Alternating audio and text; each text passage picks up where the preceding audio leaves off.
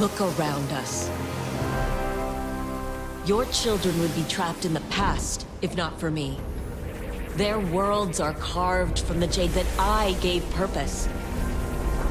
I promised them a future. A century of progress cannot end this way.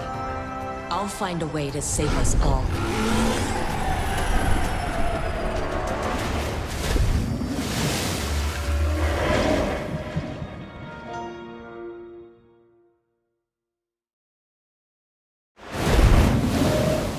Hi Tyria, happy Friday and welcome to Guild Chat.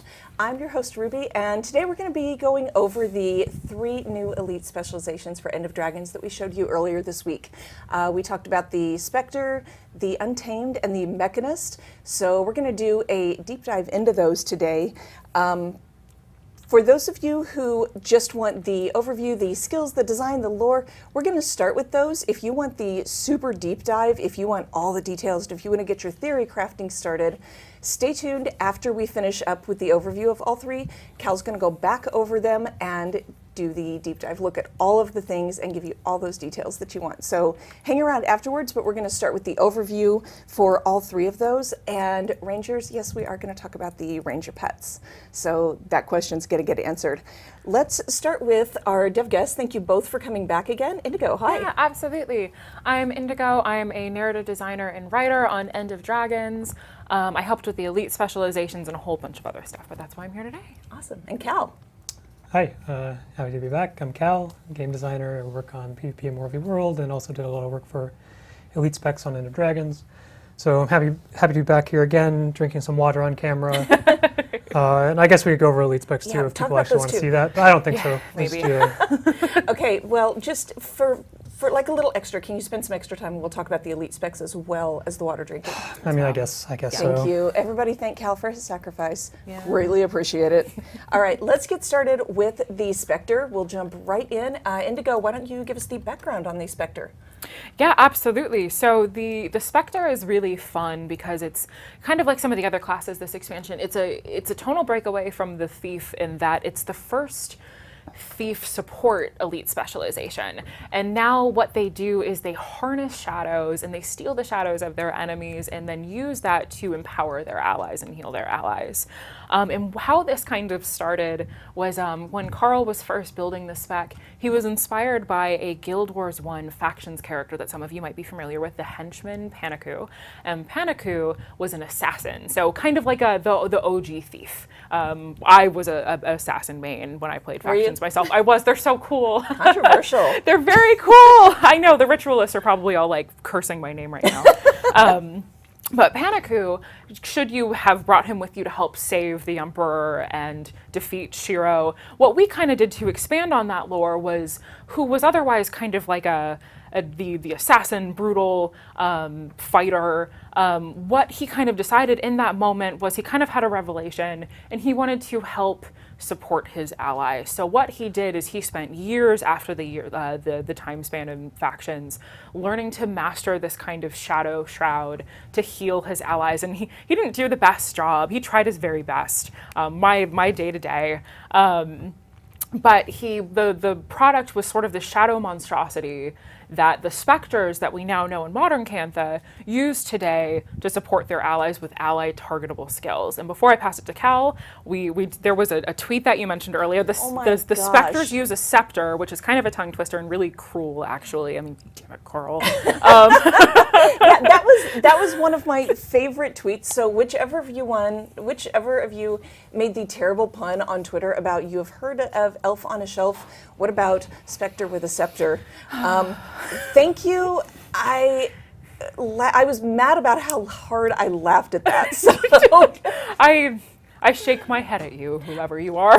but with approval. But with approval, I guess. Honestly, I love ridiculous puns. Me too. So I'm down. Thank you for that. Whoever you are, you made my day. Shadows, scepters. I will pass it to Cal. Actually, let's take a quick look back at the Spectre Featurette and just give a refresh of what we showed earlier this week.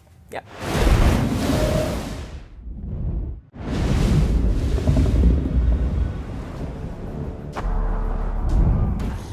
All thieves know the advantages of hiding in the shadows. but specters know how to wield them. They are masters of shadow magic, using their scepters to direct dark forces in debilitating enemies. In Shadow Shroud, specters can tether themselves to allies, granting them a protective shadow barrier.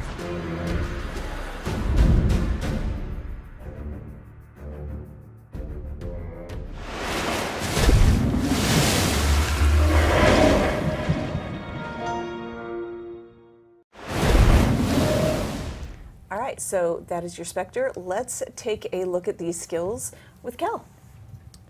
All right, thank you. So like as Ruben mentioned before, we're going to start off the show with kind of like a more high-level overview, look at a lot of, the skills and traits, but not ramble on too much. We'll spare most of the chat from my excessive rambling, and we'll come back to that later in the show. So Spectre, we have Support Thief, Scepter, Wells, Shadow Shroud. That's it. There we go. Let's move on to the... All right, no, that's not nice. Okay. Give us more. We want a little bit more detail. That's fair. Yeah, so Support Thief. It's kind of our first foray into how does a thief do support skills. And so one of the places where it started is with ally targeting, because we have obviously Thief is much more of this kind of assassin-y, bursty, roamer type character where you're very focused on kind of eliminating a single target. So with Spectre, it became more of, well, what if we focus on supporting a single target and really kind of creating this more of like, kind of like protect the king. It's going to be great for like World v. World, protect the commander, have a bunch of Spectres all buffing up the commander, giving him barrier and giving him healing and all that stuff. And so obviously we have Shadow Shroud, which we'll talk about real quick. First things first, initiative pool reduction down to 9 baseline. A lot of people speculated with that based off the UI changes that came in last patch or the patch before that. I don't remember anymore. But yeah, reduced initiative pool because we are giving access to Shadow Shroud, 5 extra skills, a lot of powerful skills there. So a little bit of a trade-off there. And so we also replacing Steel with Siphon. And so instead of having that mobility aspect, we're going to have just a kind of a ranged ability, and this is our first look at ally targeting. So you can see here on the skill fact, different effect if I am attacking an enemy or targeting an ally. And we're going to see more of this on the Scepter as well. This is going to create kind of these modal skills that enable the Spectre to either go and create this support character, or you can just be more of this aggressor, and we're going to see a lot of Condi damage coming out from both the Scepter and the Shadow Shroud kit. So Siphon, use it on an enemy, apply some boons. We have some steel traits equipped as well, so it obviously inherits all the steel traits. Gives me some Shadow Force back, and that's what happens when you target an enemy. Targeting an ally, this is just going to give some barrier. This also applies Rotwell of Venom. We'll talk about that a little bit more once we get into the traits. So to build up Shadow Force, you can either use it, obviously Siphon on an enemy. Every time you spend initiative, that's going to give you some amount of Shadow Force as well. Obviously I'm a cheater, I just have infinite amounts. Most players aren't going to be able to do that. Hopefully no players will be able to do that. But yeah, it was like most. Yeah. Hopefully none. I thought about it a little bit more. Yeah. So anyway, so when I Siphon on an ally, this is also going to be kind of like a marking mechanism where I've now marked this golem as my kind of priority target, my priority support target. So when I enter Shadow Shroud, we're going to see that this tether gets created. Now I am tethered to this golem, I'm tethered to my ally, and every time, all of the way that all these skills are going to work is that as I'm hitting enemies, we'll come back to these skill effects real quick as well. But as I'm hitting these enemies, doing some stuff, hitting some enemies, we're going to see we're getting some barrier in there, we're getting some healing, getting some might applications. Basically, as I, the Thief, go aggressive in Shadow Shroud, I am also supporting my allies. So that's kind of the way that Thief is the support character. We still want to keep it as this very aggressive play style, but as you damage enemies, as you attack enemies, you're going to be empowering your tethered ally. If you want to, you can also switch the tethered target while you're in Shroud, as long as Siphon is on cooldown, or yeah, as long as Siphon is available.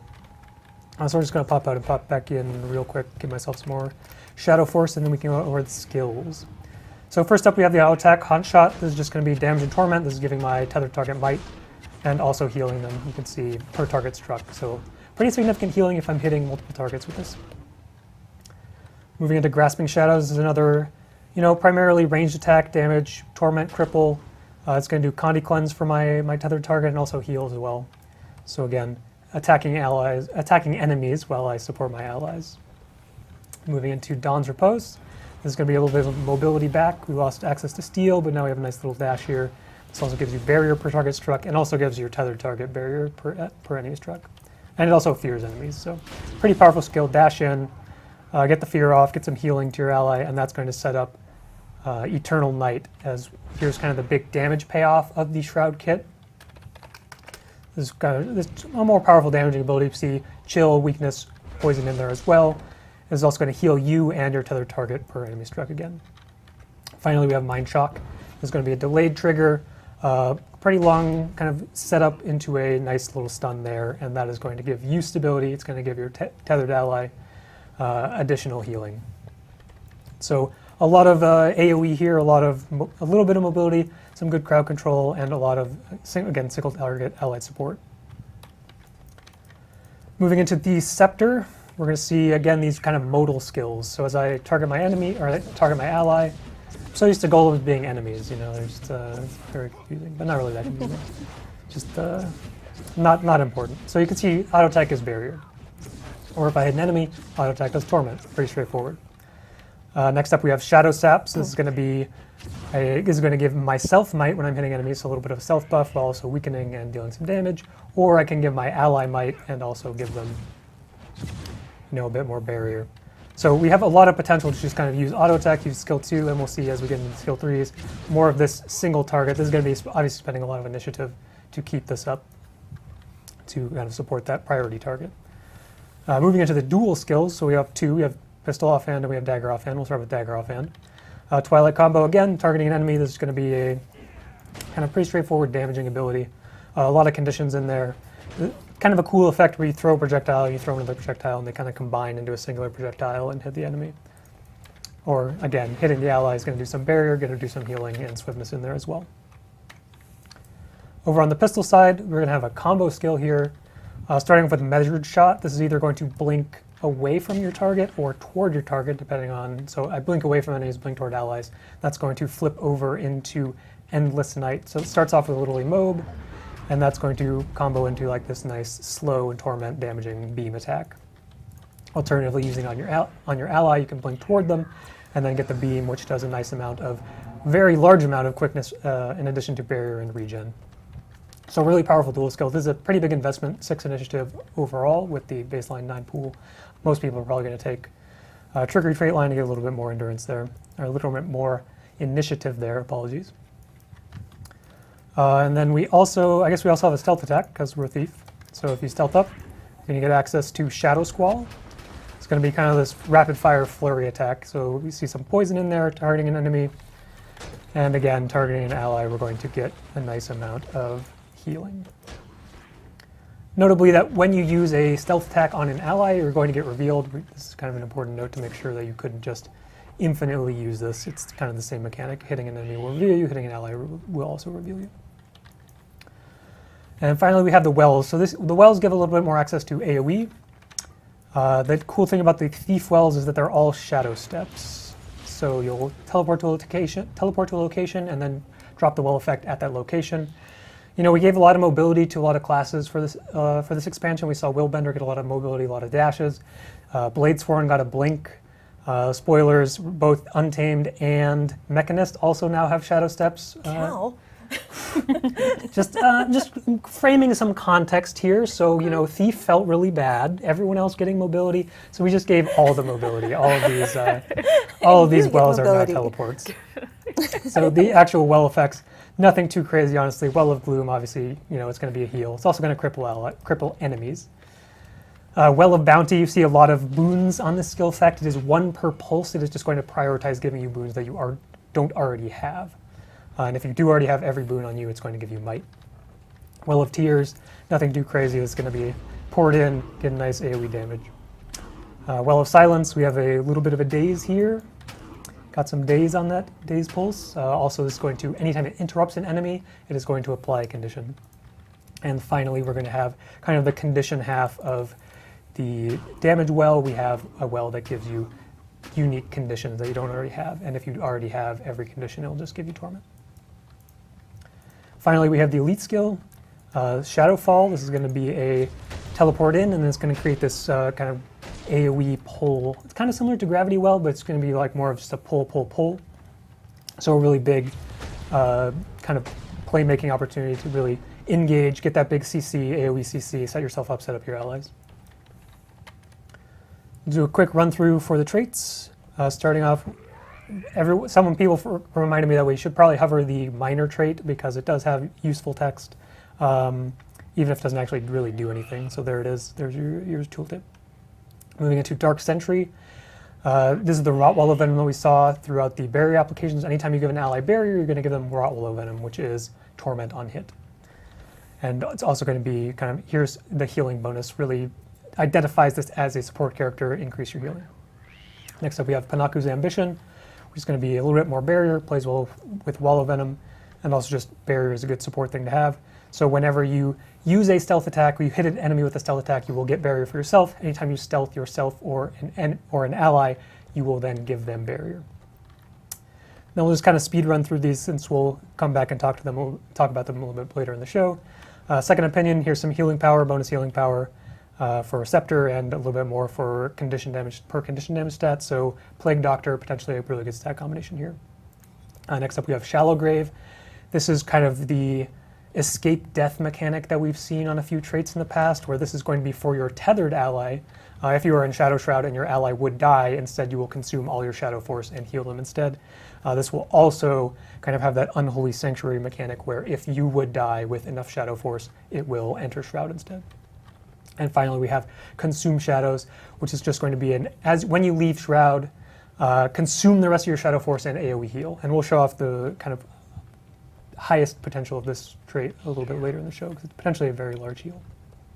In the Master Tier slot, we're going to see a lot of ways to get Shadow Force. So Larcenous Torment, here's your aggro trait, Torment damage and Shroud gain whenever you apply Torment. Amplified Siphoning here in the center is going to improve Siphon, so either more Shadow Force when hitting an enemy or increased barrier when supporting an ally. And finally we're going to have Traversing Dusk. Here's the Well trait. It's also just going to be heal on Shadow Step, gain some Shadow Force on Shadow Step, and also Wells now give Alacrity on the initial pulse. So a little bit of AoE Alacrity in there for this specialization. Finally, the Grandmaster slot, starting with Strengths of Shadows. This is again going to be kind of the more aggressive option, a little bit of damage reduction in there as well, but here's some expertise, here's some Rotwallow Venom bonuses, so a little bit more damage potential there. Next up we have Hungering Darkness. This is going to be more of a single target supporty thing, where you're going to pull conditions from your tethered target and also cleanse conditions from yourself. So a pretty powerful effect there. It's also going to heal your ally per condition cleansed. And finally we have access to Shade Step. This one's going to be kind of a mix. It's going to give you a little bit more personal barrier when you siphon an enemy, and also it's going to allow you to revive enemies with Siphon instead of just applying barrier and healing. And the final note here is that if you Shadow Step while you have barrier, it will consume your barrier and give that in a AoE radius to allies. So kind of that AoE support again. Kind of across the bottom we see a lot of AoE support. So that's kind of the super speedrun version of the Spectre. Obviously we have a bit more to talk about, go into a few more details later in the show, but for now we're going to hop over and talk about the Untamed next.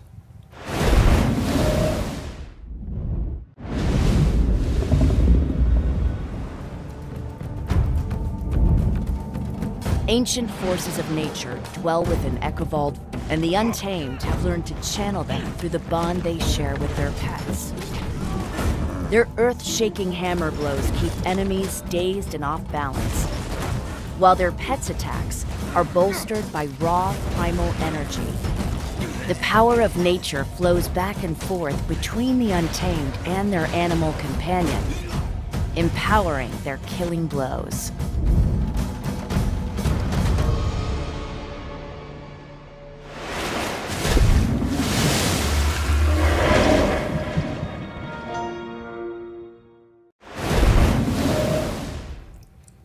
I appreciate so much that Cal said we are going to hop over to the Bunny Thumper, and I don't know if that was on purpose, but I appreciate it. Not planned. Totally meant that. Subconscious. There it is. Good. All right, so the Untamed is the new Ranger Elite specialization for End of Dragons, and we'll let Indigo give us an intro and talk about what's behind this. Yeah, absolutely. So the Untamed, otherwise known as the Bunny Thumper, as we're just not going to stop saying, is We're not. We can't. we can't not say it. Is the new Ranger Elite spec, and they wield a hammer. They're a frontliner. They're really brutal and vicious, and they basically share this sort of corruptive primal energy that they pass back and forth between themselves and their pet. So it's a very bonded, shared experience that you switch back and forth with really ideal timing to just have the most devastating attacks. And what this kind of derives from is this is our last spec that really gave us an opportunity to dive into ancient Canthan lore. And some of you guys might be familiar with the name Urgaz, who was the spiritual reincarnation of Ekavald Forest. He was basically the Warren of Wardens. And when Shiro Togachi came back and kind of inflicted the affliction, I realize is a very funny way to word that. You're not wrong, though. It's not wrong, it's correct, but it's a little silly. But when the affliction was rolling through Cantha, Urgaz was a victim to that and became mad and corrupted and corrosive, and he disappeared for a while and was long thought dead, but then reappeared and took over an amber mine, and basically all of the flora and wildlife in the area became mad and was dying and twisted, and all of the wardens in the area are also hostile, and they had once worked together with the Kurziks, to protect the Ekavald Forest, but now they were attacking their once friends. And basically the Untamed were individuals that learned to harness this power and wield it to conquer their enemies, basically. So this, what happens when they wield it, they become unleashed, and they get really growly and primal, and that energy is passed back and forth. And before I pass it to Cal, though, we do have an opportunity to tell you about the pets. Yay! And the first, and we have 4 new pets coming, and the first of them, our Guild Wars Wins fan will be really excited to know, is the Phoenix. The Phoenix is, I mean, look at that guy. Look at that good boy. Love this. He's a very good boy. He's a very good boy. The Phoenix is beautiful, one of my very favorites. We also have the White Tiger, a Wallow, and my very personal favorite, a baby siege turtle. Yes. Oh my gosh. I can't take it. But before I gush too much, I will pass it over to Cal to talk about the Bunny Thumper. The Untamed. It's fine. Whatever. We're Bunny just Thumper. going to have to roll with it. Quick note about the pets. The pets won't be in for beta. They'll be in for launch, but we did want to kind of reveal, since we're talking about the Ranger Elite spec, we want to talk about what pets will be coming. So Bunny Thumper, obviously it's kind of like an in-joke. Anyone who's played Guild Wars 1, like I played Guild Wars 1 a lot of people in the studio have played Guild Wars 1 a lot, so when we think Hammer Ranger, just the natural the first thing you think about is Bunny Thumper. For anyone who wasn't super familiar with that, we'll also give the speedrun overview of the Bunny Thumper, which was kind of this Ranger Warrior hybrid, because back in Guild Wars 1 you could actually dual profession, so Rangers would secondary class Warrior in order to get access to Hammer Bash and some other, Crushing Blow. Is Crushing Blow the name? I'm just going to get completely trashed by Guild Wars 1 fans, but I'm pretty sure that's right, Crushing Blow. But you go in for get those hammer skills to set up both, kind of create this more aggressive, very kind of damage CC focused, aggressive character that played really well off of pet, because a lot of the pet skills care about, like hitting a knockdown target. So you would invest into the Warrior class to get access to these knockdowns and create kind of that Ranger Warrior hybrid. It got nicknamed the Bunny Thumper because back in Guild Wars 1, the Ranger had a really funny animation when you ran around with a hammer equipped, and it kind of did a little hop. So nicknamed Bunny Thumper. We thought about, obviously it comes to mind when we talk about Hammer Ranger at any point in time. Bunny Thumper, maybe not the most official name, so we kind of couldn't name the Elite Spec Bunny Thumper as much as we talked about it. Yeah, it was on the table. We did get a nice little reference in here with skill 5, which is called Thump. And a very Yay.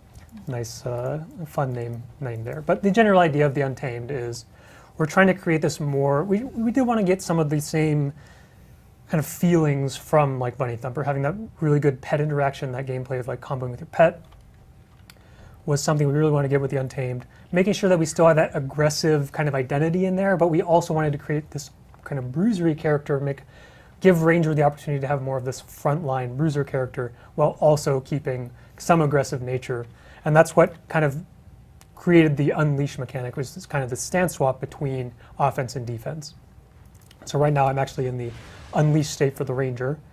And the first thing we'll call out here is that while you are unleashed, your pet is kind of in its base form. But down here you can see that we've kind of exposed all of the pet skills as actual, key bindable actions for the ranger themselves. So all of the tail swipe enjoyers in chat, you are now allowed to cast tail swipe whenever you so choose, instead of relying on your Drake to kind of use it correctly. And this is really going to allow you to kind of set up combos between yourself and the ranger. I just want to point out there's a lot of tail swipe fans in chat right now. I can imagine. Shout out to all the people who like It's tail happening. swipe. I love tail swipe. So obviously, more direct control means you don't have to worry about interrupting your pet when it's going to do something dumb. You can just always know that I'm going to set up a combo because maybe I do a knockdown, and then my pet's always going to be able to capitalize on that. It really, I think it just feels a lot better to have more direct control over that. So that's something I would want to do for this elite spec. So the next thing we see is that when you unleash your pet, we see a couple things flipped over. We saw some of the hammer skills flip over, which we'll get to real quick. But first, we'll talk about these kind of new pet skills. There's 3 new pet skills. These are the pet actually does the attack here, but they are more ranger abilities that are cast around the pet location. So kind of like Scourge Shades, where the pet is the conduit for this attack. And so the first thing we'll see on Venomous Outburst is we actually also gave a Shadow Step to ranger pets, because why not? I mean, we're already giving Shadow Steps to pretty much everyone. So Venomous Outburst, it starts with a Shadow Step in, then does a quick poison AoE. And the cool thing about all of these kind of unleashed pet skills is that they also get a bonus effect against CC targets. So if you hit your enemy with Thump, knockdown, there's some vulnerability on there as well. Next up, Rending Vines. This is going to be an AoE boon rip, and then again, if you hit a crowd control target, this is going to also then slow your target. And finally, we have Enveloping Haze, which is this nice projectile hate bubble, little poison field in there, so you can get a nice, a little bit of area weakness if you want to, and if that hits a CC target, it's going to chill, so disrupt cooldowns a little bit as well. So next up, we will talk about the hammer. So as we see with the unleash stance swap, this offense-defense toggle that we kind of trying to do, we see that 2 through 5 all flip over. And the 1 skill doesn't change because it's just a pretty generic hammer auto attack, damage. Doesn't need to do anything too crazy here. But the flavor of these hammer skills is that they're actually the same skill, but a different kind of output of the same skill. So if we start off here with Wild Swing, when I am not in the Unleashed state, it will do an AoE, a little bit of damage and cripple. Then I hop over to Unleashed. The cooldown is shared. That's pretty important. We didn't want to just double the amount of skills on Hammer, so you will have to pick and choose your spots. But the Unleashed version of Wild Swing does not do any cripple. It does a lot more damage, and also will increase damage against crowd control targets. So then moving on to Overbearing Smash. So the whole idea, again, kind of that defense versus offense, a lot more CC and disruption on the baseline version of the skill, and then a lot more damage coming out from the Unleashed version of the skills. So we'll just run through these real quick.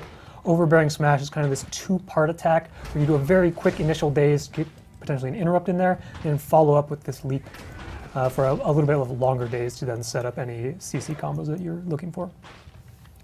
Moving into Savage Shockwave, this is a kind of 3-part expanding small, larger, largest Shockwave skill that's going to do a different condition, immob on the smallest radius, then weakness and vulnerability as it gets a little bit wider. And as mentioned before, skill 5 is just going to be Thump. Very streamlined, fun little skill name here for just the PBAOE knockdown skill. And that's going to set up, obviously, the CC bonuses on all of the pet abilities here, and then also on the Unleashed side, we already saw Wild Swing get some bonus value. Unleashed Savage Shockwave is also going to get damage bonus against disabled foes. This is also going to get increased damage per condition on your target. So we saw a lot of condition application from both the pet skills and some of the hammer skills on the base side. So Unleashed Savage Shockwave, potentially the largest damage potentially dealing skill for this kit.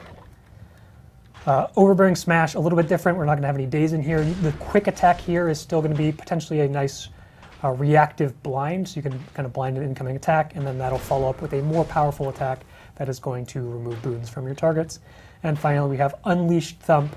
There's going to be a lot more damage, And still kind of trying to be that setup skill, even though it's not a CC, so it's going to give you Might and Fury per target struck. So cast it, get a bunch of Might, then go through, kind of use the rest of your abilities, and deal a lot of potential damage there.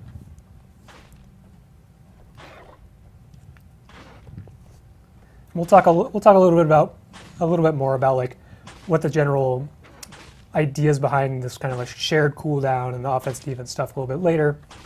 But for now, we'll just stick with the high level kind of skills demo that we've shown off and move into the cantrips here. So first up, we have Perilous Gift. This is going to be the heal skill. And I guess the common themes we're going to see in the cantrips, we're going to see some defensive stuff.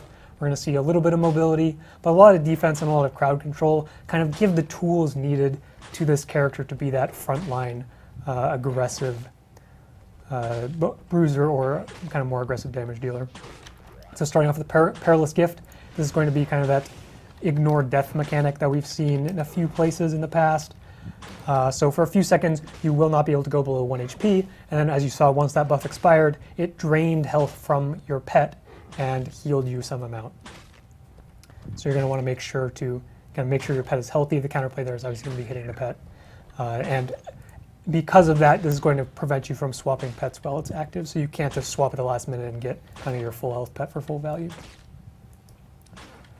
Next up, we're going to see Exploding Spores. So this is kind of a cool ability where it's going to be a kind of a ring of these spores that are just kind of AoE vuln and damage. Wait, it's actually cripple now. It used to do vuln, but that was we added vuln in some of the other skills, so now it does cripple. And so we see here, if all of these spores hit the same target, that target will also get knocked down. So a little bit of a bonus for lining this up really nicely, or potentially chaining it off of another CC, you'll get a nice little knockdown there. Otherwise, it's just more of that AoE damage and a little bit of cripple. Next up, we have Mutate Conditions. This is going to be a big Condi cleanse. Removes all conditions from yourself, but it's also going to give you vulnerability per condition cleansed. So potentially a lot of vuln, but it will be that kind of massive Condi cleanse that you really want to see as this kind of frontline melee character. Next up, we have the Shadow Step that we kind of spoiled previously, Unnatural Traversal. It's going to be a blink in, a little bit of AoE vulnerability. That's pretty much it. If you hit anything, you're going to get 50% cooldown refund, so this is really going to incentivize going in as opposed to using it to get out of fights. And last up, we're going to have a little bit more CC here with Nature's Binding. This is going to be a kind of PBA attack that creates these cages, similar mechanic that we've seen on Dragon Hunter Longbow, where it is this kind of area denial cage that you can't just walk through unless you happen to have something like stability. And finally, we're going to have the elite skill Forest Fortification.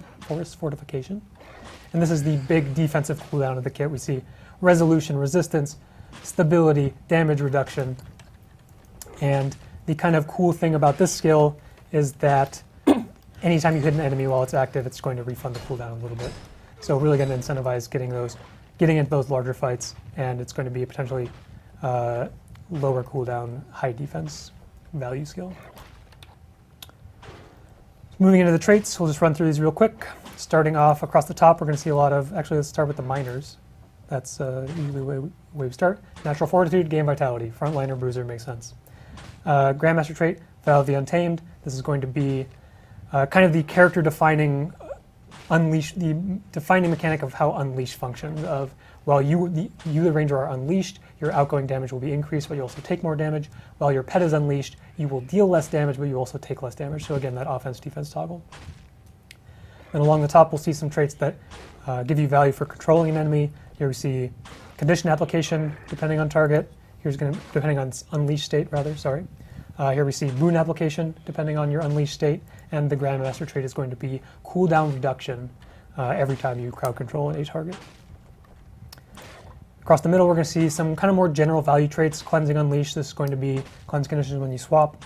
Just another solid source of condition removal. Bolstering Unleash, here's some more boons when you unleash, so it's going to, again, going into defense, I get protection, going into offense, I get might. Makes sense. And finally, Restorative Strikes. This is going to be potentially a powerful sustain trait. Heal yourself as a percentage of your outgoing damage. So the more you hit people, the more you get healed. And you can, and again, as enemies kind of dodge, evade, it's going to reduce the value of that trait. So some good counterplay in there as well. Then finally, we're going to have a couple pet-related things across the bottom, starting off with Blinding Outburst.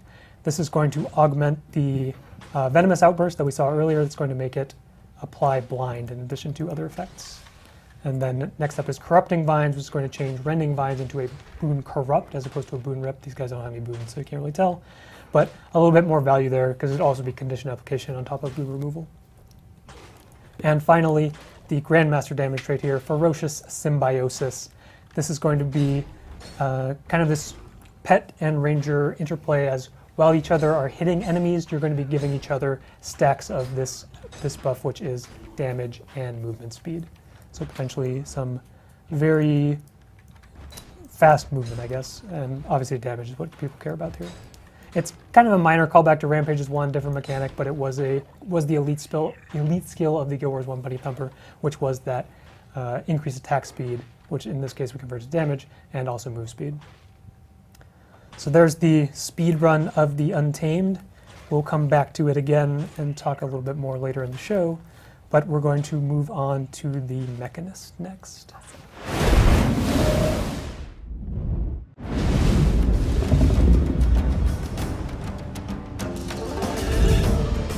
No one makes friends like a Mechanist. With the power and beauty of Jade Tech, they never fight alone. They summon a customized Jade Tech battle mech to fight alongside in combat, calling the shots with powerful mech command skills and mace attacks. Whether it's melee, ranged, or group support, adapt to any situation by choosing the traits that best suit your situation. This engineer mech is truly the all-purpose multi-tool of any Guild Wars 2 squad.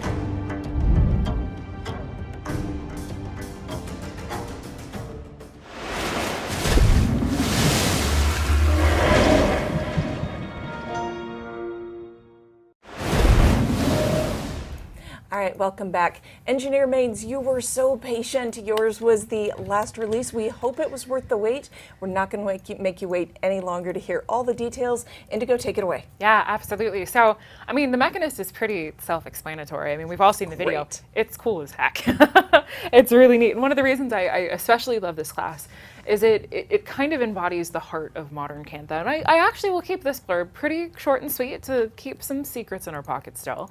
Yeah. But the Mechanist, basically our lore behind this is that the engineer has crafted and built their very own Jade Tech battle mech, which is just the coolest thing. It functions very similarly to a ranger pet in that they aid you in battle. You get to name it yourself.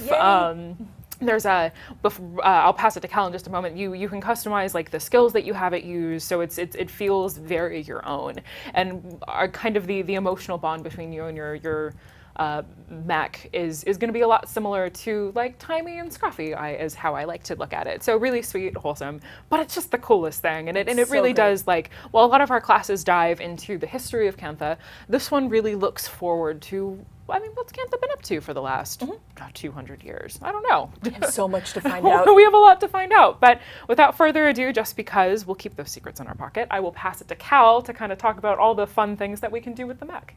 Cal will keep no secrets. Nope. Maybe I'll keep a couple secrets. I gotta keep my advanced technology on the down low so I can, win in ranked, because otherwise I can't.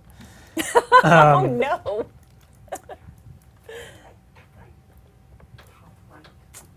Good call. We're just cleaning up some UI elements here real quick. I remembered before, but not this time. All right, Mechanist. I was wondering why it was just a, close up of my face, which no one really wants to see. So luckily we got that figured out and we're here with the Mechanist. So some notable differences from Ranger Pets. Obviously it's kind of in that same vein where you have like this kind of companion that's going to have some damage, it's going to have some skills, it's going to run around with you and attack enemies.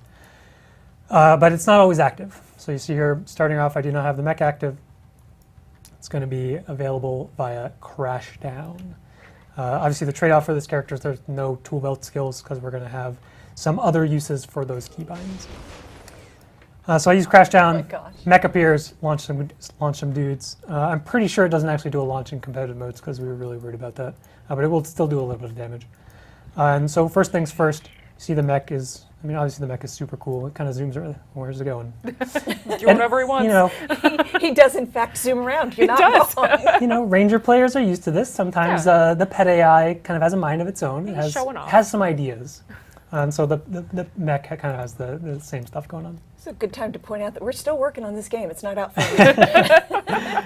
you. So kind of the unique thing here, we see a similar layout to actually how the Untamed had the skills set up, where we have access to 3 different kind of command skills, and these are defined by what traits you select, and we'll talk about this a little bit more. But as you see, as I'm switching out these traits, these skills are actually changing F1, F2, F3. And these traits also have other effects, and they will kind of be defining toward the playstyle that you're looking for. We're going to see some amount of Connie damage, we're going to see some more power damage or crowd control. We're also going to see a bit more of the support stuff as an option as well. So there's the opportunity to kind of define the mech and in how you want it to play. In addition, it's going to have a couple of baseline skills. So there we saw Jade Siphon, there's Rocket Punch. It also has a pretty standard auto attack chain, nothing too crazy. But outside of that, we're going to see, we'll run through the kind of 9 different mech skills that you can have access to here real quick. So starting off with the top line of traits, which is a lot more condition damage focused, starting off with Rolling Smash. So makes sense. Condi mech, it's going to do bleeding and some damage in there as well. Next up, we're going to have Discharge Array. This is going to be more of a pulsing effect around the mech. That's going to do confusion, a little bit of slow, a little bit of damage. So again, more of that condition damage style of thing. And finally, we're going to have the Jade Mortar. This is a pretty long-range skill, nice little kind of ballistic projectile there. We see daze, burning, some good damage. Also an explosion, that's relevant. We'll talk about that a little bit more as we get into more trait stuff. So there's kind of the Connie damage side of things. Bottom row traits here is going to be more power damage, a bit more crowd control as well. So instead, F1, we're going to have access to Spark Revolver, and this is going to be a long-range, kind of channeled, almost like that kind of rapid-fire style of attack. In this case, it's going to be piercing, some good damage. We saw vulnerability that's coming from the trait, which we'll talk about later. And then just, a solid long-range damaging ability for the mech. Next up, we have Core Reactor Shot. This nice, very deliberate, well-defined charge up into that nice energy ball that does a nice, some CC in there, good damage. That's also an explosion. And finally, we're going to have Sky Circus. This is coming from the Grandmaster trait here. And this is going to be kind of a 2-part attack where the mech's going to jump into the air, fire some projectiles, and it's also going to come crashing down. And I wasn't close enough to my enemies, but it will come crashing down and kind of launch all of the nearby enemies in the radius. So potentially, multiple crowd control skills here, some good power damage as well, a solid option for the mech. Then finally, along the middle here, we're going to see more of that kind of more support style of gameplay. Starting off with the F1 skill. F1 skill is actually still going to be a bit more damage, but it is going to have weakness instead of, we saw, condition damage or just more damage. Here we have Explosive Knuckle. It's going to have this nice little dash in, get some weakness in there, and a nice damaging attack. Next up, we're going to have Crisis Zone. This is going to be self-cleanse for the mech, because it doesn't really have too much Connie removal. So a little bit of Connie cleanse there, but also some very good boons applied in a radius here. Aegis, Regen, Prot, and Alacrity, of course, is one of the premier boons that you're going to be looking for. And finally, coming out from the Grandmaster slot, we're going to have Barrier Burst, and this is going to be more of like a channeled ability, some nice pulsing barrier, a lot of might, a lot of fury, a lot of vigor, and some more Alacrity. That's actually coming from another trait that we'll talk about as well. But there's kind of like the support kit of the mech. And obviously you can kind of mix and match these as you choose, depending on what you're looking for. Maybe for your support mech you want a little bit more crowd control, so you go and take Core Reactor Shot instead. Outside of that, it's very much like a ranger pet. It does kind of, it exists in the world. If it dies, it will go away. Obviously there's only one of them. There's no really pet swap mechanic or anything. The cooldown here is very long on death. So, and obviously these numbers are still things that we're going to be looking at and tuning to figure out kind of what the right cooldown for the mech is. But we didn't want it to be always accessible like with ranger pets. We wanted to create kind of the difference. What is the mech pet character look like as opposed to the ranger. Instead of just making it, you know, a ranger or a better ranger, we wanted to kind of have the difference there. So we'll talk, obviously there's a lot more to talk about with the mech on kind of the trait side once we get there, but we'll move into the mace skills. So the mace, it's kind of this, a little bit of a hybrid, there's a very small amount of support stuff going on here, but there's also some pretty good Condi damage. So here we see the auto attack, confusion, and then some AoE barrier on the third hit there. Skill 2, we have Energizing Slam. Here's a little bit of mobility. Jump in, apply some vuln, deal some damage, get some vigor. Solid skill. And finally, we have Rocket Fist Prototype. Here's a little bit of a ranged projectile attack. Get some more burning in there. Get a very short stun, and then also just some solid damage. Of course, always have to deal some damage with these skills. And finally, we'll talk about the utility skills. So most importantly, Engineer finally has access to signets and is now an exclusive member of the 5 Signet Club, because only, you know, a handful of classes have access to both a heal signet and an elite signet, while also having all signets. So now you can roleplay as your 5 Signet Warrior, but now you're an Engineer, and it turns out you also have a cool mech pack, so it's even cooler than 5 Signet Warrior. But we'll just run through these real quick. Obviously, signets have a passive and an active component. Here's the heal signet. It's kind of like a heal signet. Heal pulse, and then active heals. This is obviously for both you and your mech. Important to kind of give a little bit of sustain for the mech so it doesn't just fall over with kind of no access to any amount of healing. And then, again, nothing too crazy. It's a healing signet. Next up, we have Barrier Signet. Here's some damage reduction on the passive. And this is also going to create a projectile hate dome. So there's a couple of these signets that interact with the mech. In this case, it creates the dome around the mech. If the mech is not active, it'll just create the dome around myself. And you also see we're getting a little bit barrier in there as well. Next up, we have Force Signet. Here's a stun break, always useful. This is also going to create kind of a knockback region around either yourself or your mech. And I mean, that's pretty much it. Nothing too crazy. Get some cripple in there as well. Next up, we have Shift Signet. Here's the Shadow Step that, again, kind of spoiled a little bit. Both you and your mech will teleport to the targeted area. And that guy's... Sometimes the mech is, you know, doing its own thing. It doesn't want to teleport. It wants to use its cool jets and kind of fly over here instead. Wouldn't you? But a lot of the time, it will, you know, teleport with you. And then finally, we have Super Conducting Signet. Here's a condition damage buff, and it's also going to be kind of this AoE condition field. Here's some vuln, here's some confusion. Again, around the mech if it's active, otherwise it's going to be around yourself. And then finally, we have Overclocked Signet. The passive here is that your other signet recharges are going to be reduced, so a little bit of value for pressing those. Alternatively, you can activate it to command your mech to use the Jade Buster Cannon. Super cool beam attack, get some burning in there, obviously a lot of damage. Just a nice little, actually got stuck in the animation, that's hilarious, never seen that before. Cool. But yeah, you know, big elite skill, mech attack, super cool. And also if the mech is not active, it will also just summon your mech. We don't actually need to show that right now. So then coming back to the traits, just going to run through these real quick. Obviously they have like a secondary effect in addition to kind of defining what your mech skills are. So starting across the top, we're going to see that kind of condition damage build coming out, where your mech is going to apply bleeding on hit, and, well, that's pretty much it. I guess we should probably start with the minors. I always forget every single time. It's always like, maybe we should start with the minor traits. Probably a good idea. So one unique aspect that we're going to see on a lot of these traits is that the mech inherits stats from the engineer, or from the mechanist, rather. So if I build Berserker gear, I'm going to give more power, precision, ferocity to my mech. So that's kind of a cool disconnect from ranger pets, where they're kind of always, ranger pets are always have their predefined stats, whereas the mech, you're going to say, okay, I'm building Berserker, super aggressive, my mech is also super aggressive. But if I build something like Minstrel, super defensive, then my mech's going to also be super defensive. So here we see toughness and vit being inherited by the minor traits here. These also define those kind of baseline skills that we saw the mech using. Then we talked about this one a little bit already, bleeding on hit. Next up is Conductive Alloys. This is going to be condition damage and expertise inherited by the mech. Again, here's your condition build for the mech. And finally, we have Jade Dynamo. It's kind of a two-part thing. This super powerful trait here because it's actually going to allow your mech to inherit from the explosives trait line. There's obviously a lot going on here, so we'll save that for the latter half of the show. But other than that, it is going to be just a kind of solid value trait. Mech's going to do explosions and attacks, and if your mech is not active, it'll do a little supporty area strike. So as we go across the middle, we're going to see again, instead of the bleeding on hit, we're going to do AoE might, so again, more of that boon support.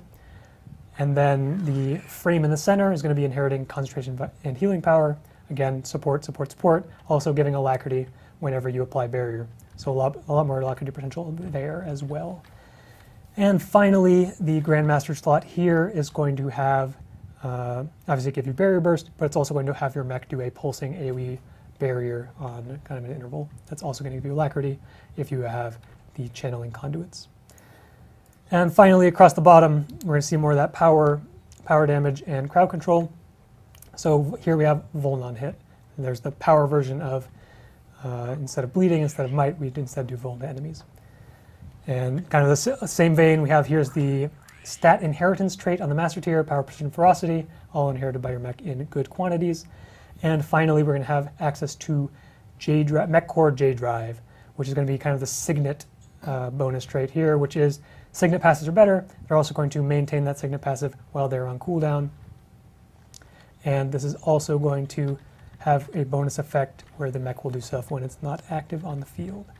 So a lot more to talk about. We kind of super high-level sped run, as with everything that we already did, to kind of keep these a little bit more concise, kind of spare the majority of people from my excess rambling, which we will now, well, we'll hop back to Ruby for a little bit of a wrap-up here, and then we'll come back to plenty of excessive rambling for all of these elite specializations. Good.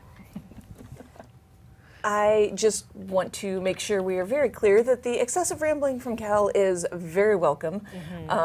Never apologize for that, because you're fantastic at it and chat loves it.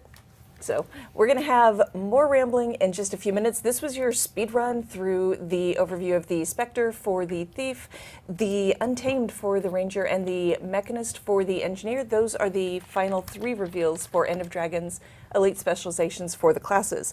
You can try them yourself starting next week. October 26th on Tuesday is our next Elite Specialization beta event. It is open to all of you with a Guild Wars 2 account. All you have to do is log into the game after the event starts, and you will find some beta character slots there waiting for you. That goes on until Saturday the 30th of October, so you're going to have plenty of time to get in there and play around. Logging in for the beta gets you something else as well. DX Racer gave us another DX Racer Pro Racer gaming chair. Every day you log into the game during the beta event is an entry to win that chair. So good luck to all of you. And End of Dragons comes out February of 2022. And you can pre-purchase now to get some cool some cool items for your accounts. All right, we have more. I was pulling up the stream on my phone.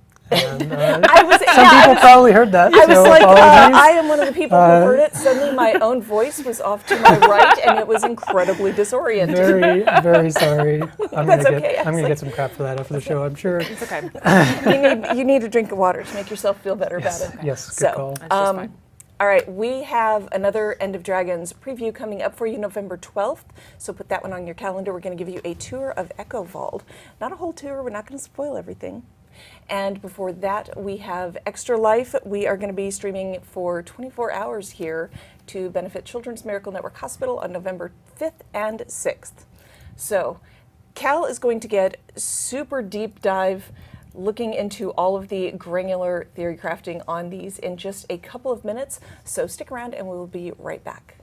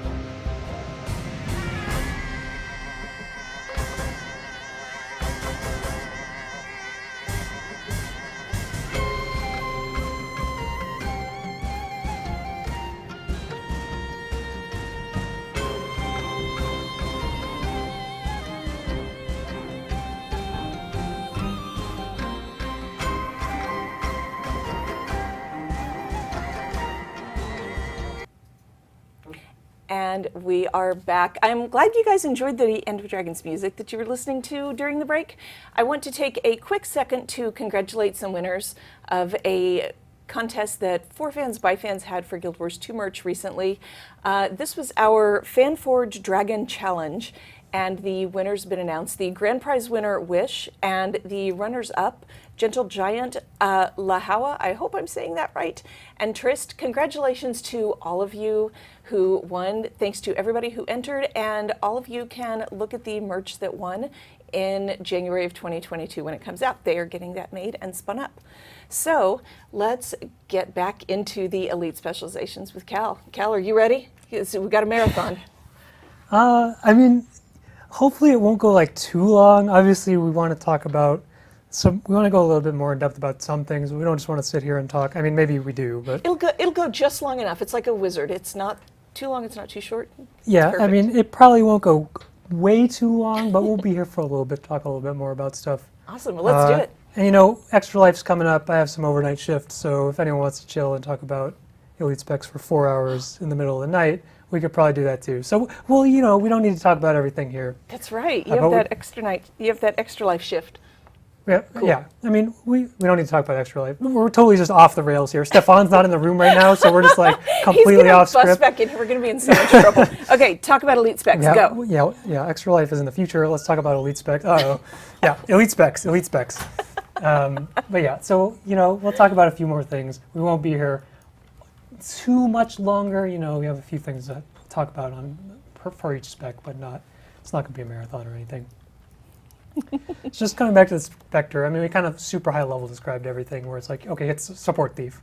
What does that even mean? It's kind of like an interesting design problem. As it's like, okay, we want to do Spectre. We have the idea, Spectre, support thief. What does that actually look like? So we talked about, you know, single target is kind of what thief does already. So leaning into that single target for some of these thief skills is kind of the cool idea. We still want to keep the aggressive options, but then having this kind of these modal skills on Scepter is really cool because you can kind of bounce between the two. You could throw some projectiles here, and then once you get into like the triple chop portion of this, you can switch over here and throw. I mean, that's not too exciting, but there's just some. It's really interesting to see like how players are going to take advantage of ally targeting because this is a brand new mechanic. And so it was kind of an interesting balance point when we're looking at the Spectre of, well, how do we balance single target support against kind of all the AoE supports? You look at something like Tempest, you look at things like Druid, where you have much more AoE potential for these heals and like the buffs that are applied. Whereas Spectre, we're focusing on a single target. We really want to try to, and I don't know if we quite got there for the betas, but really push the limit of, okay, if we're only supporting one target instead of 5, we can really go crazy with some of these numbers. And I mean, you see Endless Night here. This is, what, 14 seconds of quickness with no boon duration? And this is actually secretly an AoE skill because it's a beam. So if you line it up well, let's come over here. And, you know, you can hit multiple targets with this, give a bunch of barrier, give a bunch of quickness. Very powerful skill, a lot of Rottweiler Venom. So, I mean, we definitely see Endless Night as one of the strongest skills on the kit, and again, really pushing that single target with a little bit of that beam AoE as well. But the rest of the kit, it's like, okay, look at Shadow Sap. This is a single target. It's going to give 5 might, 3 initiative cost. So pretty low initiative cost, decent amount of damage, decent amount of barrier. Looks like the skill fact's actually wrong here, Carl. 539 barrier is not 1,014.98 barrier. So Did you just blame Carl? yeah, it's Carl's fault, Every as show. always. Carl's just sitting at home like, what did we I like do, we like to man? play around when We love Carl. yeah. I mean, obviously Carl's super cool. Spectre is awesome. So whenever we have an opportunity to call out something super small, like the skill fact is wrong, or the minor trait is named Spectre, which probably isn't correct. You know, it's always fun to have a little fun call out there. But like I said, getting back to this is about like 1500 barrier, 5 might. That's a pretty strong skill, but it is, again, single target. And this is building up the stacks of Wall of Venom. Potentially, you see a lot of Wall of Venom from this character, like the auto attack can build up a lot. 13, 14 stacks. I mean, this is just singular Torment again, but still pretty powerful, kind of, again, supporty style of gameplay. And we obviously have some AoE ways to grant barrier here as well with this kind of stealth. So we go Shadow Refuge, do some stealth here. This is only going to be, this trait specifically is an important call out. This is only when you apply stealth to an ally who is not already stealth. That's very important for Shadow Refuge, but also important for like blast finishing smoke fields, stuff like that, to make sure it doesn't blow out too hard. And then again, that sets up kind of the stealth attack. So the kind of interesting thing that we didn't talk about too much on the speedrun side of this is that the Spectre is actually potentially also a very tanky thief character because you have a shroud. This is mechanically similar to Necro Death Shroud, where this absorbs incoming damage.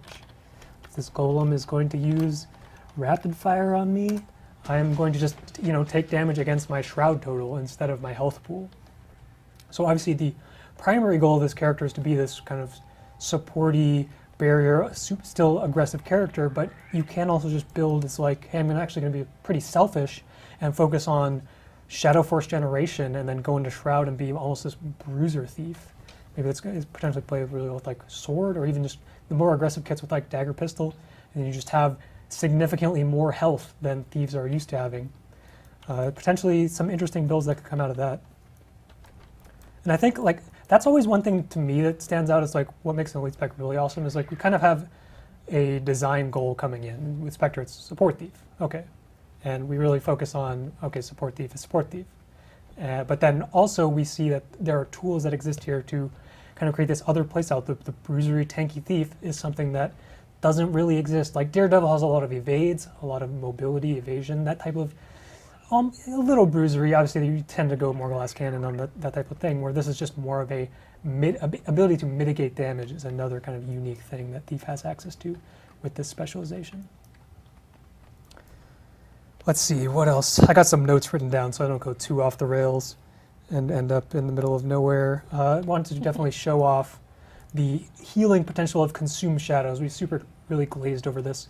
But the way that this skill works is that how we mentioned earlier, this trait rather, is that anytime you exit Shroud, it's actually going to eat all of your Shadow Force and instead do a heal in the radius around you. And so if I have maximum Shadow Force, and I'm just going to double tap Shroud, we're going to see kind of the maximum potential of this skill, or this trait. Very confusing. But we saw that was like a 27k heal. And this is going to give a little bit, these golems have a giant health pool. So they get entirely healing, but the way it works with players is that you're going to overcap if you full heal, it'll give them barrier instead. So obviously important note, this trait is unique per game mode. So you won't get the full 100% conversion from Shadow Force to healing. I think it's like 33%. Tried to be a little conservative with that to make sure it wasn't too crazy. You are investing a lot to get into that. Like if I do just double tap my Shroud, that's consuming all of my Shadow Force to just get, it's a giant heal, but it is removing the opportunity to go in and press those buttons and, support my tethered ally. So really strong trait with a lot of just interesting decision points of when do you actually want to exit to get the heal payoff.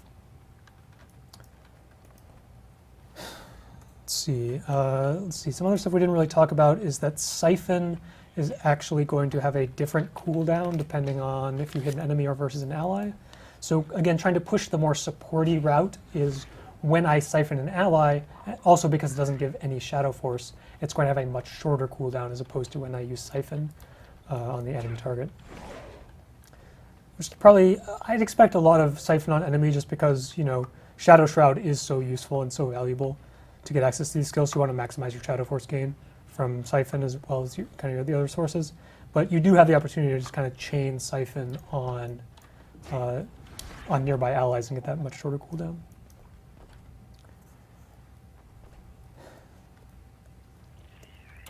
And so, what I talked about earlier, where this character was really trying to be a single target support, we were a little concerned about the value of that type of character in the game that is Guild Wars 2, because obviously, like, all the support classes in this game are largely AoE support classes, and even if we really push the value of some of these powerful single target abilities, it's still not going to be as relevant in like these, in the modes where you are, you care a lot about those kind of AoE group supports, looking at stuff like raids or World v. World group support. I think in World v. World there's some interesting gameplay where you just have an army of Spectres all supporting the commander and really maximize the value of that single target.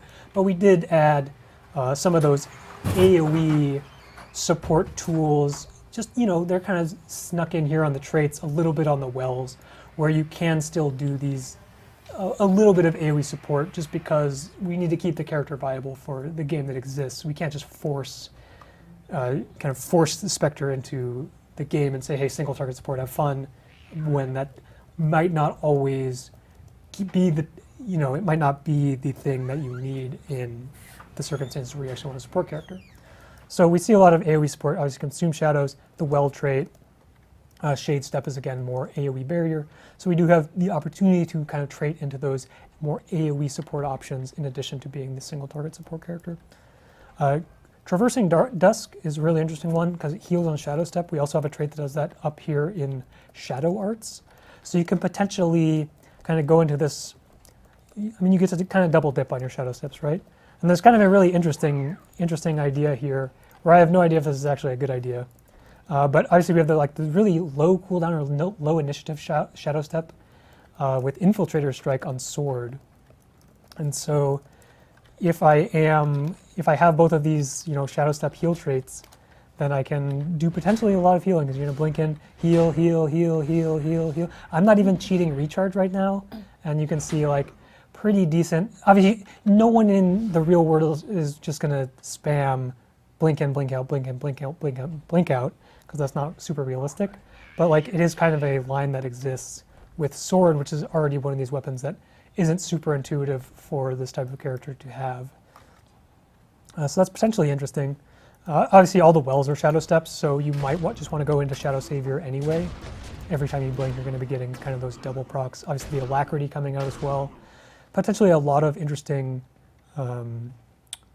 AoE and just, general support value there. Trickery. People are probably going to play Trickery because you want more initiative. That's kind of a thing that Thieves are already used to. Reduced initiative pool here with the Spectre. It's going to be almost even more important. It's also going to kind of maybe influence some of your utility choices. Maybe you think more about roll for initiative. Maybe you think more about, going into Shadow Arts, getting Shadow's Rejuvenation to get those initiative gains. Maybe you go into Acro, get some more initiative back. Because, again, initiative is going to be funding your Shadow Force, which is going to be funding your Shadow Shroud, which is going to be funding or enabling a lot of your most powerful abilities. So some interesting build considerations for this character. Probably not going to go 5 wells, although you can, and you can just kind of fly across the map. Blink, blink, blink, blink, blink, blink, blink, blink, blink, blink, and so on. A lot of these wells are still pretty good skills. The heal, obviously pretty solid. The boons, this one's kind of interesting because you need to kind of figure out, or the more of the powerful boons are on the back half of the skill. Quickness is kind of in the middle, Alacrity kind of in the middle. But you want to kind of already have the first boons on this list, so that doesn't give you those boons. You don't want to get regen from this, you want to get quickness. So some interesting considerations in how you sequence abilities. So honestly, I'm pretty excited for this character to see how it plays, because already it's doing a lot of unique stuff. Shroud Thief, Support Thief, Single Target, Ally Targeted. There's just a lot of things that we haven't seen in the game yet. And so there's a lot of opportunity for cool stuff to happen as you guys in chat get your hands on it, play it, figure out what kind of compositions you want to build around it, what roles you want to play with this character, and really figure out kind of the optimal builds and strategies that you're going to be implementing. So pretty excited for this. I think, it's definitely going to be awesome, and it'll be exciting to watch all of that. I'm just trying to cleanly wrap up and then fumbling through it, because that's kind of the, we talked a little bit about more stuff on this character. There's an infinite amount that we could ever talk about, but there's a beta next week. You guys probably just want to play it and stop listening to me. But more realistically, we still have some other stuff to talk about. So we'll probably wrap it up for the Spectre here, move on to Untamed, then we'll do Mechanist, and then we'll kind of wrap up. And we can always talk about this more and more in the future as well. So I am going to, yes, good call. You can now get a beautiful shot of my face as I cheat and change professions. Anyone know any good jokes?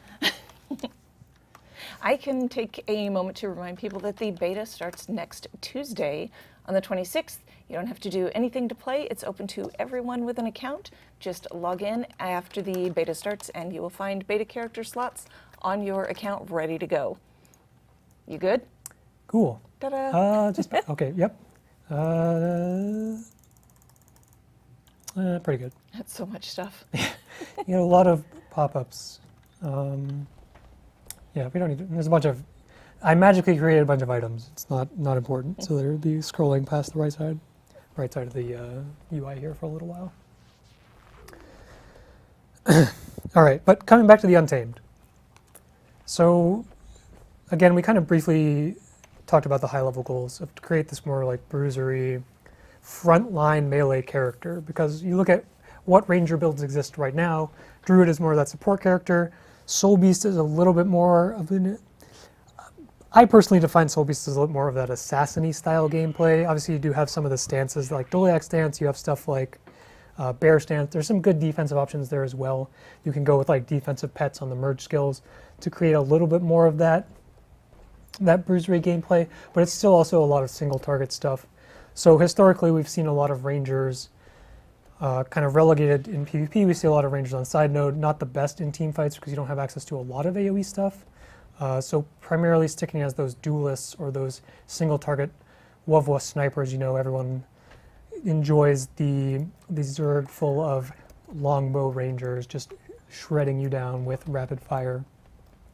So for this character, we really wanted to get that change of pace and create kind of that melee bruiser, give some AoE potential, give some really good defensive tools to make sure that this frontline build could exist and be something like potentially a Wavwa frontliner or a PvP team fighter, or just something that runs around the open world and cleaves down large chunks of monsters at one time, instead of being more of that single target character that we've seen in the past.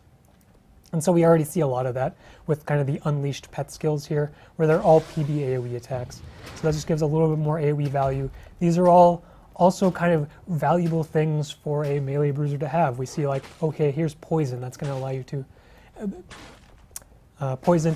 Venomous Outburst specifically was designed as this very quick attack. You see it's much faster. It's not even intended really to be particularly reactable because the damage is much lower. And it's supposed to be just like, here's a poison application. Here's the blind if you trade it. Here's this kind of skill that I can press when I need it to happen. In response to a heal, I poison you. In response to a key attack, I blind you. This is kind of that key skill that sets that play up.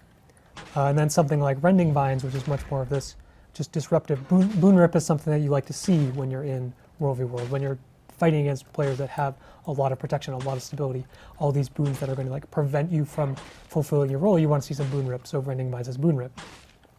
Enveloping Haze, again, melee bruisers are going to, you know, traditionally struggle with ranged attacks coming at them. So here's a projectile hate bubble that's going to allow you to potentially close the gap. This can also port, this is attached to your pet, so as you cast it, then you can, you know, fire off, move your pet around with Venomous Outburst, there's that Shadow Step, move that bubble around potentially to block some key ranged attacks coming at you as you either walk in. Obviously we have some mobility on the kit with like Unnatural Traversal to blink in, but this does give you a bit more potential to fight against those ranged attacks in melee range. So then obviously outside of the AoE stuff, we have kind of the offense-defense toggle, which is the Unleash mechanic. And we talked about this a little bit earlier in the show, where trying to capture some of the essence of Guild Wars 1 Bunny Thumper, which was very much this aggressive, low defense, kind of damage dealer, CC character. Guild Wars 1 obviously a much different game. You always have a monk to bail you out. Maybe you have a ritualist to bail you out. So we can't just, you know, port one-to-one, hey, here's Bunny Thumper in Guild Wars 2. Although we did kind of joke, hey, it's Bunny Thumper. What if the hammer kit was literally just Warrior Hammer and all the skills were identical? Wouldn't that be hilarious? It would be hilarious, but it wouldn't really be good from the gameplay side of things. It would be a huge letdown. It was never a serious consideration, just something we laughed about in meetings. It's like, well, Bunny Thumper was Ranger Warrior, so the Untamed actually just gets Warrior Hammer instead of getting a unique hammer. We kind of joked about that here with Natural Fortitude as well. This ended up just being a vitality trait, but the in-joke was, well, what if this just gave you enough vitality and toughness such that you had warrior levels of stats to really define that kind of pseudo ranger warrior hybrid. Probably not balanced. It would end up being a huge pile of stats on a minor trait, which is not particularly a good thing. So we just left it as, oh, here's a funny note for the live stream, and we actually balanced the character instead. Potentially a little bit less exciting, but balance is important when we design elite specs as well. But still, so coming back to like that offense-defense toggle, really want to have that super aggressive mode to go into, kind of as the Bunny Thumper callback, but also as just kind of the way that bruisers typically transition between like offense and defense. You look at something like Elementals is a great example of this, where you see like Weaver, Corelli, all these traditional bruisers that you go into Earth Attunement, you have a lot more defense, and then you swap into Fire Attunement, you have a lot more offense. There's a very well-defined point of like where this transition happens. Looking at something like Warrior, you have like Shield Bash. That sets up for you to swap into Greatsword and get 100 Blades. Again, the defining moment is the CC into the swap into the big damage skill.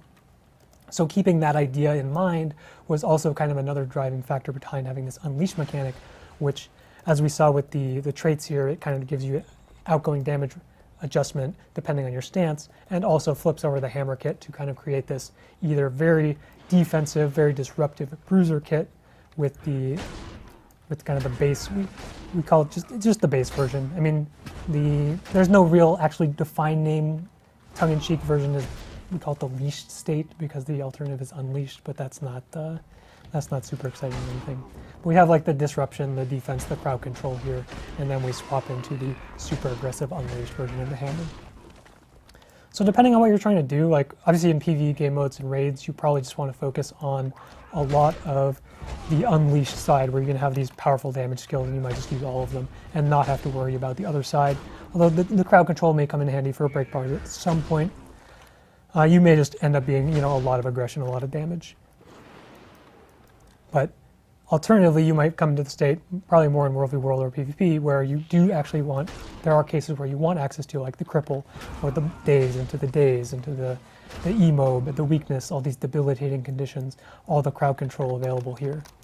But most likely, I think you're going to want a mix of the two, where when you look at a skill like Thump, which is going to be your knockdown, that's going to, that's just going to enable your crowd control bonuses on Unleashed Savage Shockwave and Unleashed Wild Swing. I'm just going to take a quick water break. I can feel Mark's hand is on the feel the button. need. I just need like my own mute button so I can just, All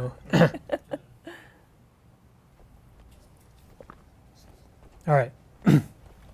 Should be all right. I was saying, so Thump kind of sets yourself up to have this, CC into, especially if you have like enhancing impact. I mean, so again, this is like the super off the rails version of the show where I'm just kind of thinking through stuff. I have some notes, but this is kind of my, stream of consciousness. Enjoy the rambling. So sometimes we end up a little bit not as well organized as we should be, but looking at something like enhancing impact, this is going to be quickness. This is going to enable you to do something like cast Thump, swap while it's casting, unleash Savage Shockwave into unleash Wild Swing, get the full value of those crowd control bonuses, and that's like a self combo that you can do. You don't have to worry about anything else. Alternatively, you have access to, while I'm in this unleashed state, I have all my pets abilities available to me. That's another interesting thing that we didn't really talk about too much. It'll be interesting to see if there's like any new pets that get a lot more use, or at least maybe people try out a few more pets because you have like direct access.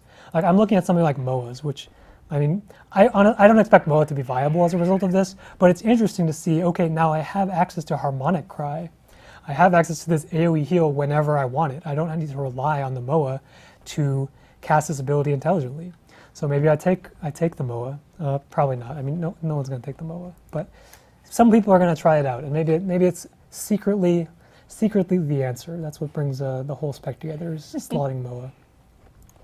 But even stuff like, looking at the canine family, we have access to, a lot more crowd control. We have Crippling Leap, and then obviously the Brutal Charge. Let's see, getting past notes. Chat wants Unleash on other weapons if possible. So this is something we talked about internally. Obviously, it's like first thing that comes to mind, right? Like we're literally in the live stream, no one's played the spec yet. What about other weapons? And initially, we're not going to see any interaction with Unleash on other weapons. We're going to have just the baseline interaction with Valve the Untamed, which is going to be that kind of ability defining or character defining like offense-defense toggle. So when I have a greatsword equipped, I'm still going to be able to unleash and then have Maul do extra damage. We definitely talked a lot internally about like how are we going to, can we actually fit this mechanic into the other weapons in a way that feels good and also doesn't just, you know, power creep the game? Because there are some very easy options that we talked about of, I don't want to talk too much about this because it's like stuff that didn't happen, but we did throw around the idea of like, well, what if when I enter Unleash state, we have like, it's kind of similar to like the Mirage ambush mechanic for each weapon, where it would flip over your auto attack and that would be kind of the unleashed attack per weapon.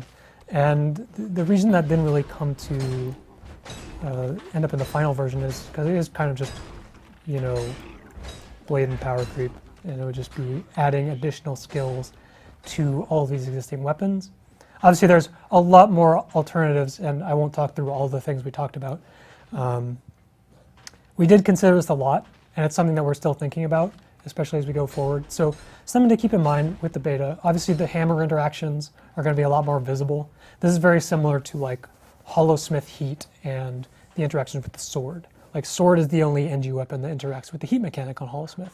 It's kind of the same thing, where we kind of built this weapon with the elite spec, so it makes a lot of sense. Okay, we can do something that fits really well. It makes a lot of sense.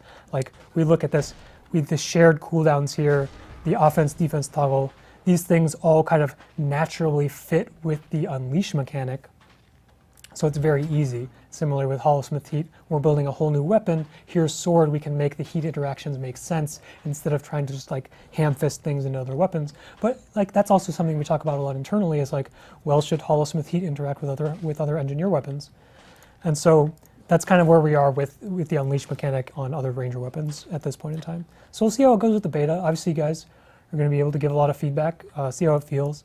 I think like something like Greatsword, getting more damage on Maul is good. It's obviously a little bit less exciting than flipping your whole skill bar, but it's something that we're thinking about. It's definitely something that we want to get feedback around.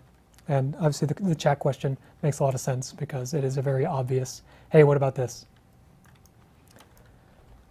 Let's see, what else do I got? Any interesting talking points about, that's kind of an interesting thing if there's, just going completely off the rails here, but Ruby's reading chat, so if there's Rat me out, man.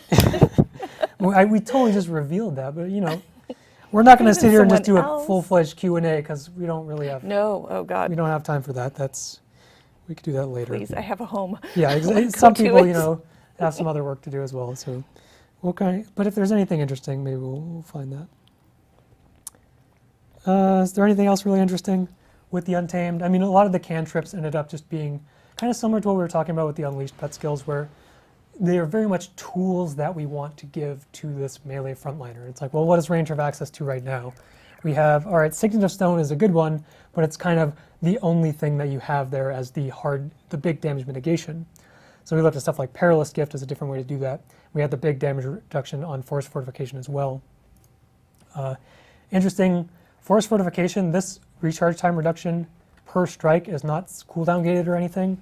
So if you are in these like giant Wovo fights, you can potentially get a lot of cooldown refunded. Obviously, I'm just going to be bullying golems who can't really move and get out of these attacks. But you see I'm cleaving a bunch of enemies. By the time, I've already refunded the entire cooldown of this skill almost by the time it's over. And that's probably a little excessive. And I mean, it's more balanced around realistic gameplay. It's not balanced around hitting golems. But we'll definitely be keeping an eye on like how high the uptime of this skill is, but it is kind of like the defining elite skill. Here's the big damage reduction that really enables this frontlining capability.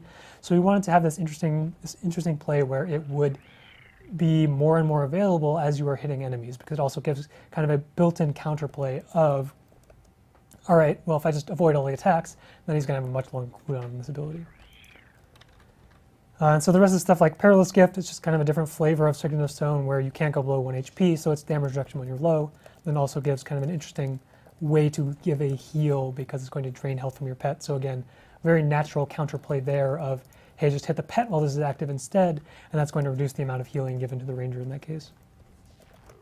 And other stuff we have like, Exploding Spores. This one's a bit more, this is probably more of a PvE skill where it's just going to be a big, nice AoE damage ability. A little bit of potential to get maybe some combos going with, off of an allied CC, you're going to be casting this, get that nice centered, all 6 spores on a single target that's going to give you that knockdown. But primarily it's more of just like this AoE damage. It's kind of like a well that all happens at once instead of pulsing over time. Then we have stuff like, look at Mutate Conditions. Here's a big Condi cleanse, because again, ranger problems. Where's my Condi removal? It's in Wilderness Survival, and all I can do is take Wilderness Survival and slot Wilderness Knowledge, take a bunch of survival skills. That's kind of the best way for a ranger to have access to Condi cleanse. So we wanted to give a couple different opportunities for that. Within, again, in the cantrips, we have the full cleanse on Mutate Conditions.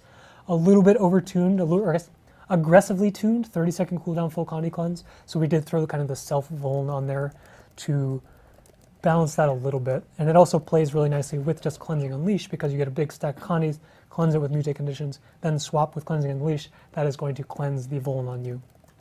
Alternatively, this is just kind of like a little bit of sustained Condi cleanse over time as you're switching between the Unleashed stances. Unnatural's Reversal. I mean, melee characters like to be in melee range, so, and we were already giving every character Shadow Steps as expansion, it felt like, so, give the Shadow Step to the Untamed as well. And I really like, we see this mechanic on Ride the Lightning as well in Elementalist, where it rewards you for hitting something. It rewards you for going in and engaging with your enemy instead of running away from a fight. So we're using that again here, because again, go in, fight people, and then you'll have more access to that mobility skill. And last up, Nature's Binding. Again, it's just a different flavor of crowd control.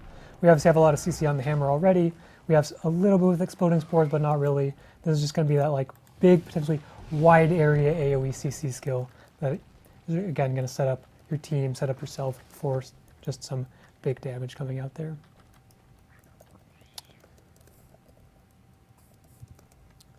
That's pretty much it.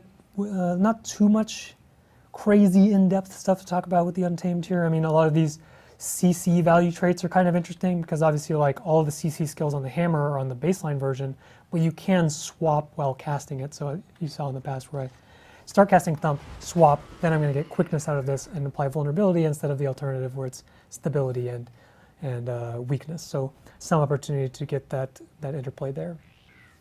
But so we'll wrap up for the Bunny Thumper, of course, Bunny Thumper. Real fast before you do wrap up, since we aren't able to show them, do you want to run through real quick what the pets are for the Ranger? What the new pets are? Right, new pets for the Ranger. We talked about this earlier, but we'll just bring it up again. And again, these won't be in for the beta, won't be in for beta 3, won't be in for beta 4. These will be ready for launch. We have the Phoenix, we have the White Tiger, we have the Wallow, and the Baby Siege Turtle, which is awesome. All of them are pretty cool, but Baby Siege Turtle is a very... It's super cute and also intimidating and awesome. It's pretty awesome. All right, thank you. So there's a little bit more of a deep dive in Untamed. Obviously a lot more to cover. You guys got your hands on it, play it a lot more. Maybe we'll talk about it during Extra Life. Not super important. We'll go into Mechanist next and try to wrap this up before everyone falls asleep, including myself. But actually, I would be really impressed if I managed to fall asleep while talking about elite specs. That would be... I'd be concerned. Yeah, that would actually probably be really concerning if that happened. So I'm not super worried about that. Let's see. Just quickly switching over to the Mechanist again. Yeah. Flipping my... I can confirm that what you're saying is interesting. Yes. It's not boring. Nobody's falling asleep. Interesting words. So we've gone through the Spectre for the Thief, the Untamed for the Ranger, and now we're doing the Mechanist and their giant Jade robot.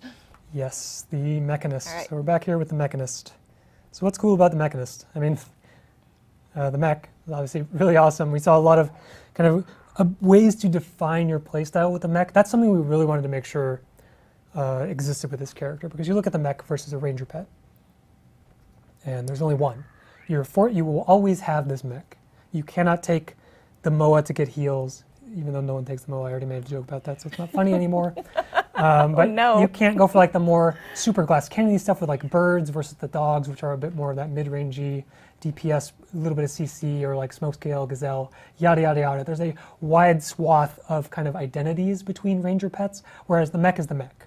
So we needed to make sure that it still had kind of these different identities available to it. So we have like the condition damage, we have the power damage, and we have, you know, that crowd control, and then a lot more of the supporty stuff along the middle, where you can really define how this mech exists.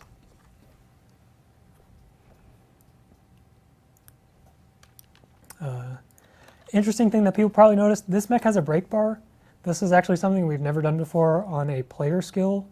The closest thing that we've done with that is like banners in World v World, but those are more game mode objective mechanics.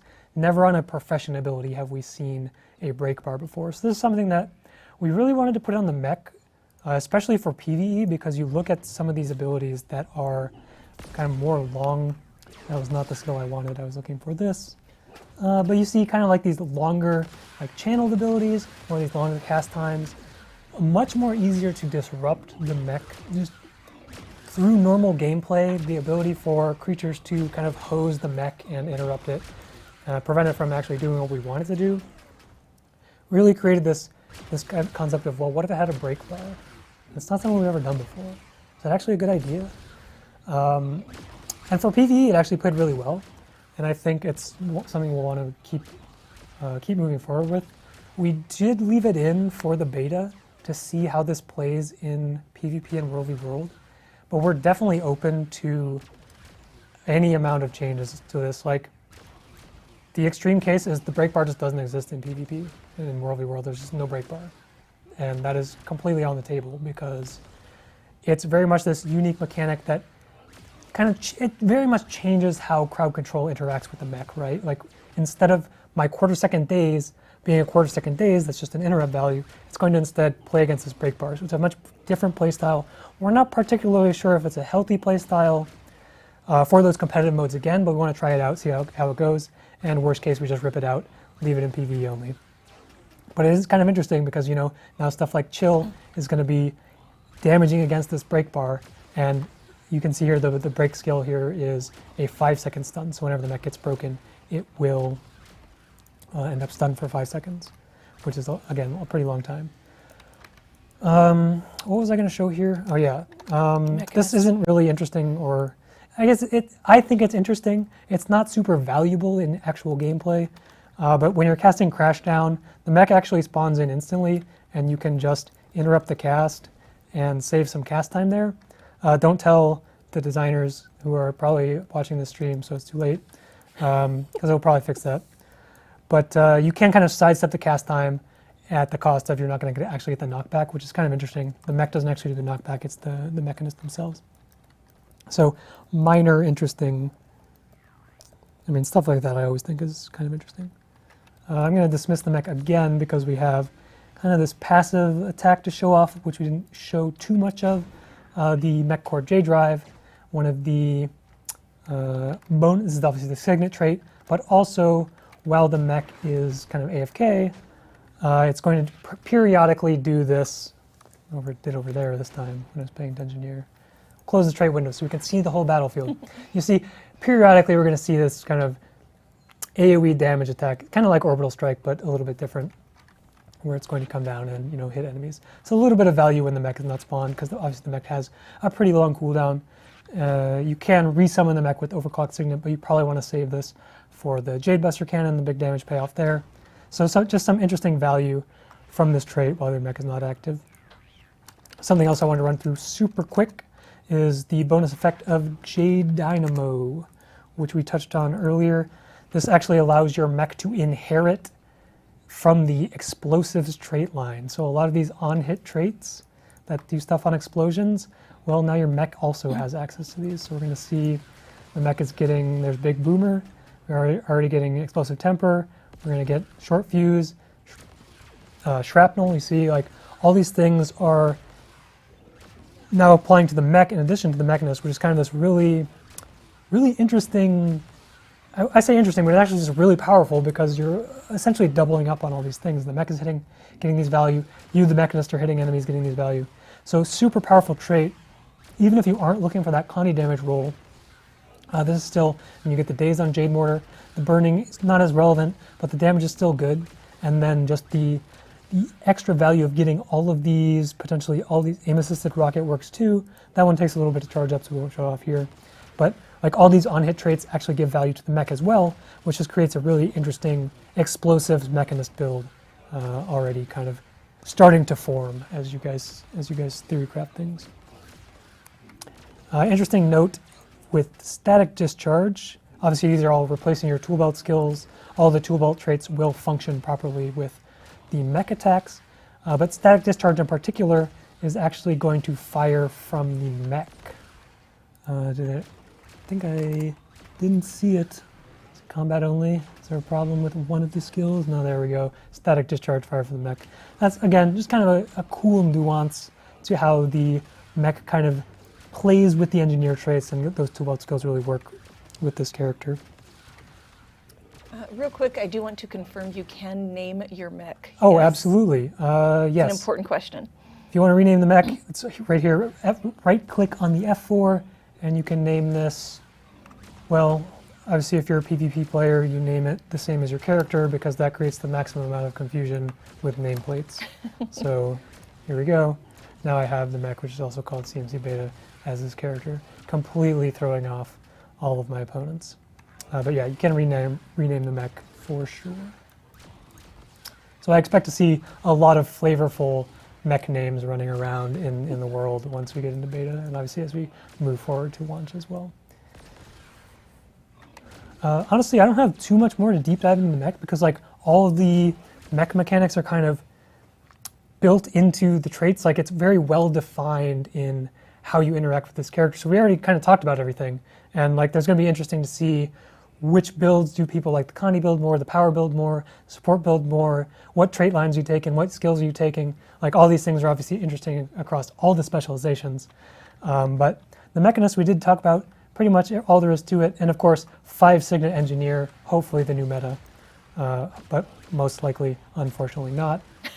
But we will kind of wrap things up here, and we'll toss it back to Ruby again for the second wrap-up of the show because we are pretty much done here with it when it comes to talking about the last 3 elite specializations that you'll be seeing in Beta 3. Awesome. Thank you for doing so much heavy lifting on this show. As always, you were amazing. I do want to call out when you said that we could name the mech. I glanced down at my laptop for just a second in time to see someone say Optimus Lime. Thank you for that. That was amazing. All right, I want to give one more shout out to the winners of our 4 Fans by Fans Dragon Challenge contest. This was a design contest for the community. The grand prize winner, Wish, and the runners-up, Gentle Giant, La Hoa, and Trist. All of you, congrats. Thanks everybody for entering, and you can get their designs in January once 4 Fans by Fans has them designed and up and running. For the elite specs that we saw today, you can try them for yourself starting next Tuesday, October 26th. Don't know dates, time has no meaning anymore. Tuesday, October 26th, the beta starts. Everyone is invited. You just need to log into the game after the beta event starts. You will find 3 beta character slots in your character lineup to get started on. The beta will run until October 30th on Saturday. So jump in, try those out, see what you think after seeing what Cal had to say about them. The beta event also will give you something else. During the time that event is running, every day you log in is a chance to win this DX Racer Pro Racer gaming chair that DX Racer provided for us. We are going to be giving away one of those. End of Dragons launches February of 2022. It is almost November. We're getting so close. You can pre-purchase it now and get some cool items that you can use on your account starting now, and some more things like this Xingje Dragon Boat skiff skin that will be available to you when End of Dragons launches. We have more expansion previews coming for you all through the rest of the year. The next one is November 12th. We're going to give you a partial tour of the Echovold Wilds map. We're not going to spoil everything, but we are going to give you a good peek at that. Before that, on November 5th, wow, I really am losing track of time. Before that, on November 5th, we are going to begin our annual 24-hour Extra Life charity event. We're raising money for Children's Miracle Network, nonprofit children's hospitals. A whole bunch of us at ArenaNet here are teaming up to live stream for 24 hours, and we have some cool surprises both in and out of game. So join for that. Don't miss both of those and everything else coming up. Follow our channel to make sure you don't miss them, and all of the other previews coming. We will see you next time. Thank you again, Cal. Thanks for having me.